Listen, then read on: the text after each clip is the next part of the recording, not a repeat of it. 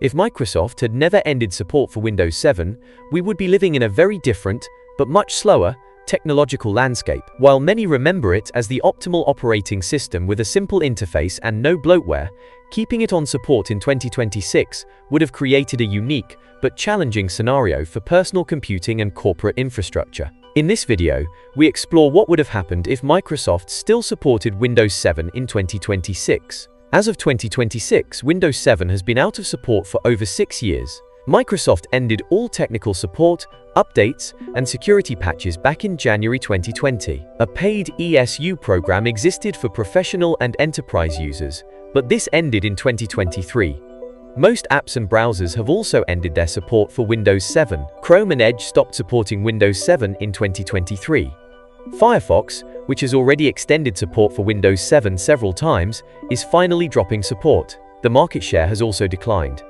As of February 2026, Windows 7 only has a market share of 1%. While a tiny portion of users may still run the operating system, it's not recommended for sensitive activities, like online banking or storing sensitive files. It's best used for light, careful tasks. If you must use it, avoid accessing banking or sensitive personal data, keep it behind a router and firewall, and ensure you have an antivirus installed. If Microsoft still supported Windows 7 today, users would continue receiving security patches, reducing risks of malware and data theft. It would reduce the need for upgrades, allow legacy software to run securely, and keep systems patched against new vulnerabilities. Older hardware wouldn't need to be replaced as soon, extending the life of existing PCs that might not meet Windows 11 requirements, and users wouldn't be forced to switch to Linux or purchase a new PC to continue receiving support. This would significantly hinder the adoption of Windows 10 and 11 by reducing the urgency to upgrade, leading to a fragmented user base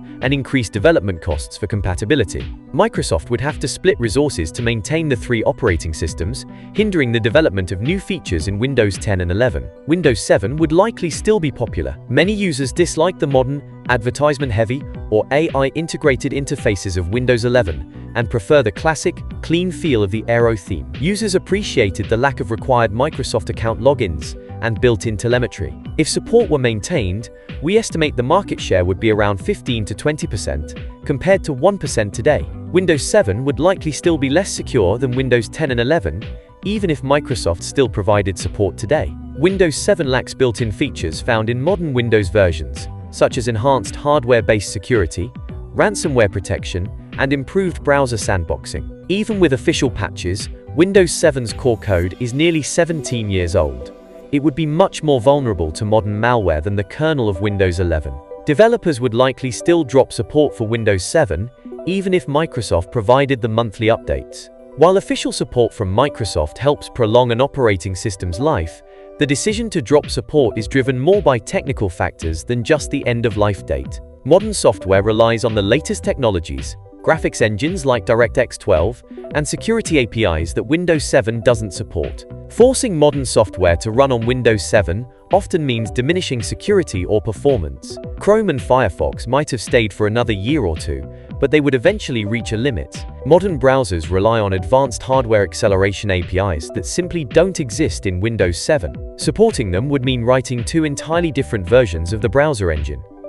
Modern hardware relies on modern software to function. Manufacturers stopped developing Windows 7 drivers for new hardware years ago.